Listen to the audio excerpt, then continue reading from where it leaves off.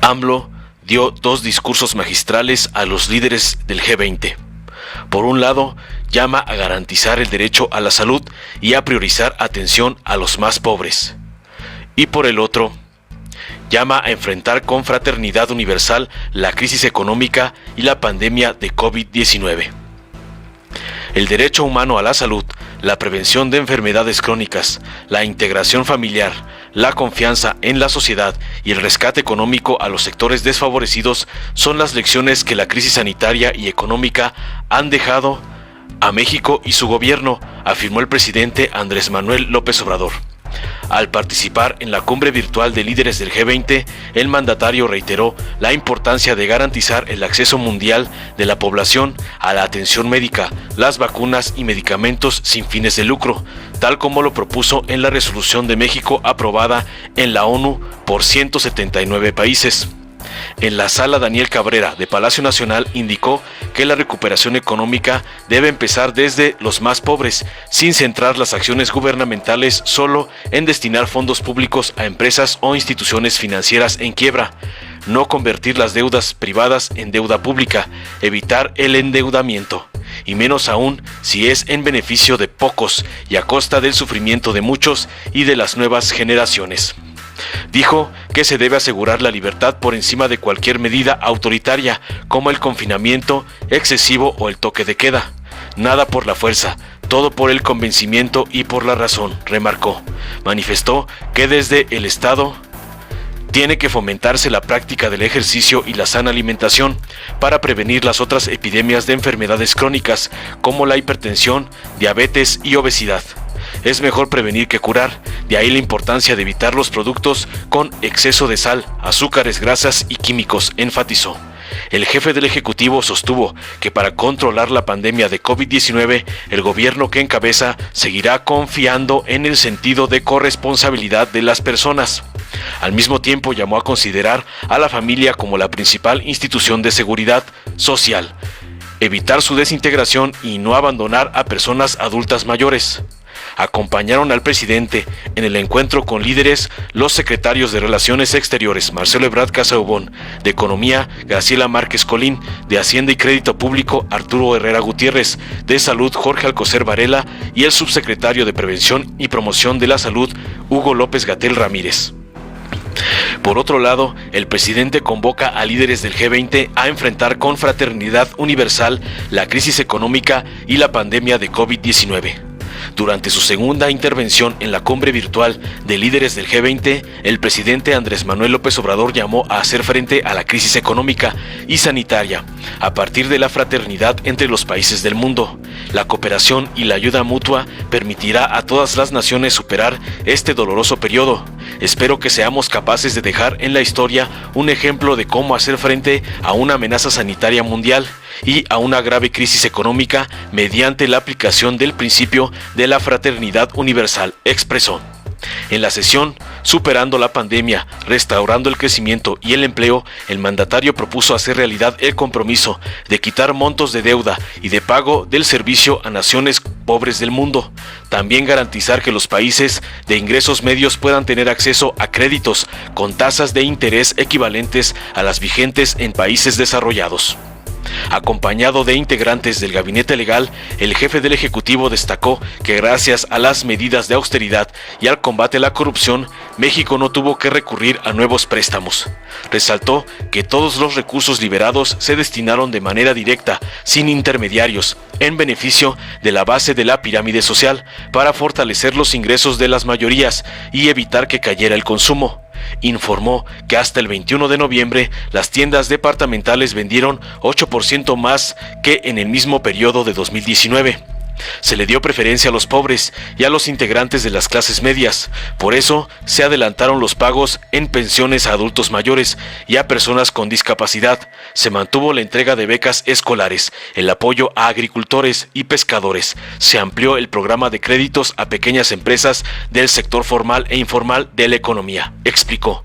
Expuso que esta estrategia coincidió con la llegada de remesas enviadas por los connacionales migrantes desde Estados Unidos, las cuales llegarán a la suma récord de $40,000 millones a pesar de la pandemia.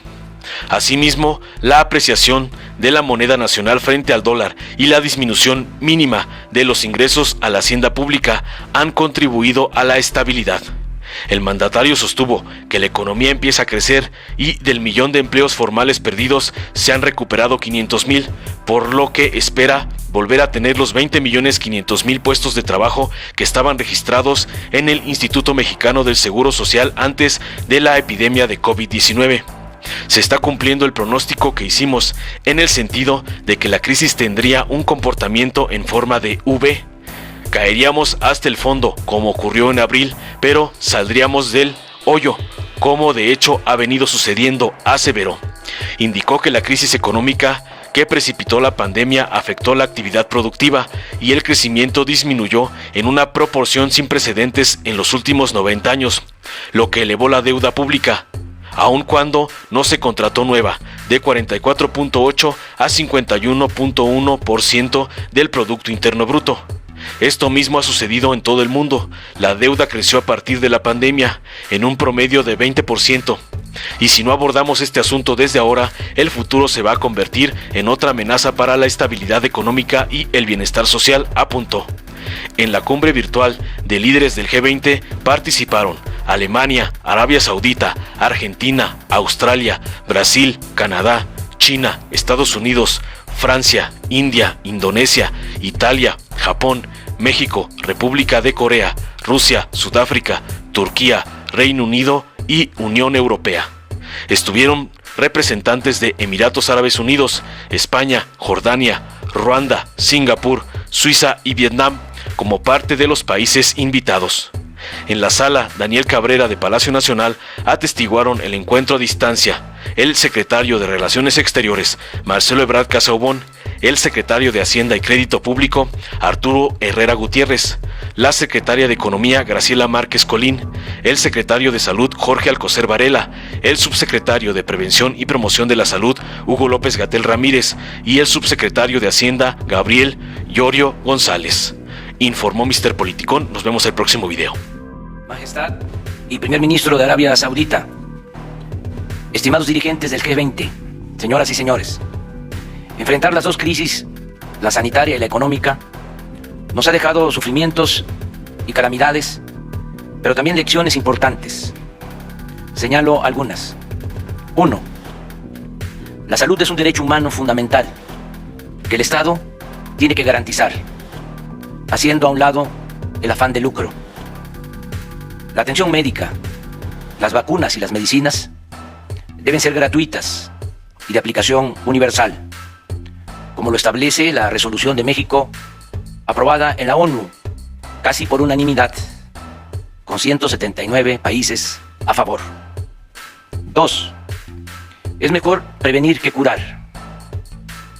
De ahí la importancia de promover una alimentación saludable, evitar los productos con exceso de sal, azúcares, grasas y químicos. Tengamos en cuenta que los más afectados por la pandemia han sido los enfermos de hipertensión, diabetes y obesidad. Y estas enfermedades crónicas se originan o se precipitan por la mala alimentación y la ausencia del ejercicio físico y del deporte. 3. Considerar a la familia como la principal institución de seguridad social. Evitar su desintegración. Y no abandonar a los adultos mayores en albergues o asilos que, por confortables que sean, nunca suplirán el amor que ofrecen los seres queridos. 4. Confiar más en la responsabilidad de la gente.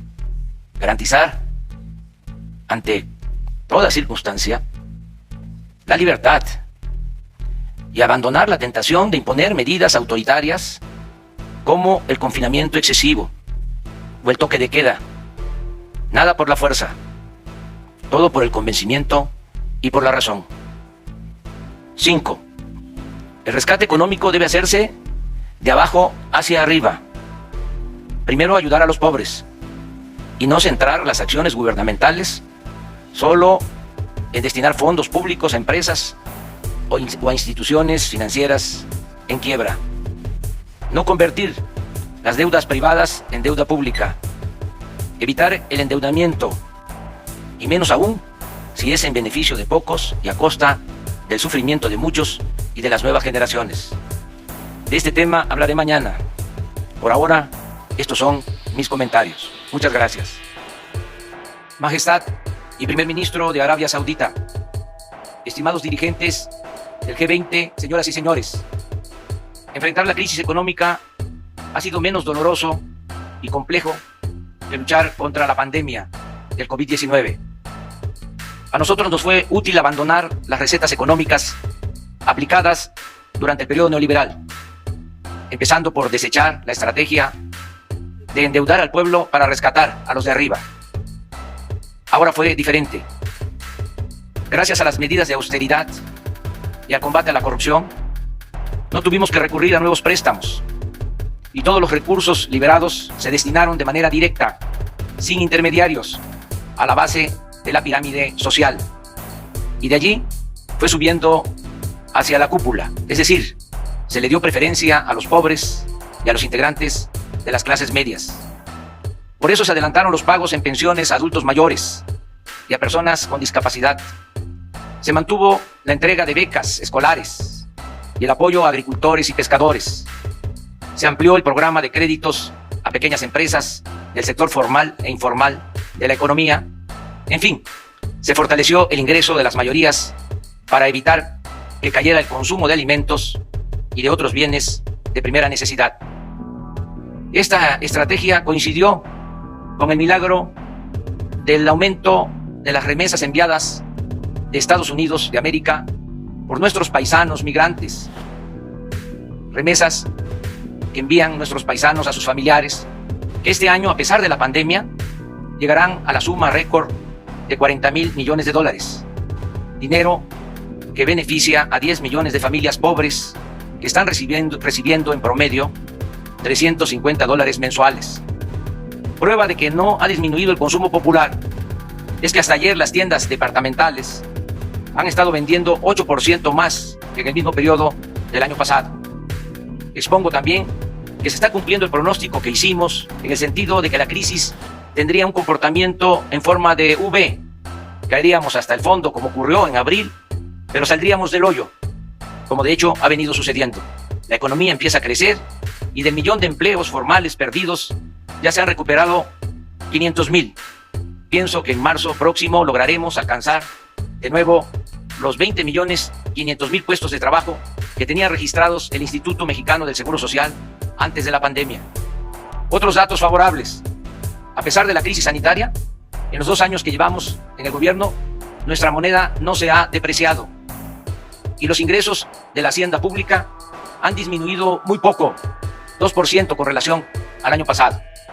Sin embargo, la crisis económica que precipitó la pandemia afectó la actividad productiva y el crecimiento disminuyó en una proporción sin precedentes en los últimos 90 años. Por ello, aunque no contratamos deuda adicional, la consecuente pérdida de riqueza elevó la deuda pública de nuestro país de 44.8 a 51.1 del Producto Interno Bruto Nacional. Esto mismo ha sucedido en todo el mundo. La deuda creció a partir de la pandemia en un promedio del 20%. Y si no abordamos este asunto desde ahora, en el futuro se va a convertir en otra amenaza para la estabilidad económica y el bienestar social. En lo esencial, nuestra propuesta consiste en lo siguiente. 1.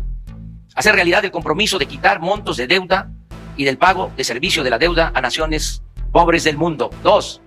Garantizar que los países de ingresos medios puedan tener acceso a créditos con tasas de interés equivalentes a las que están vigentes en países desarrollados. Agradezco a todas, a todos ustedes su atención y estoy seguro que la cooperación y la ayuda mutua permitirá a todas las naciones superar este doloroso periodo.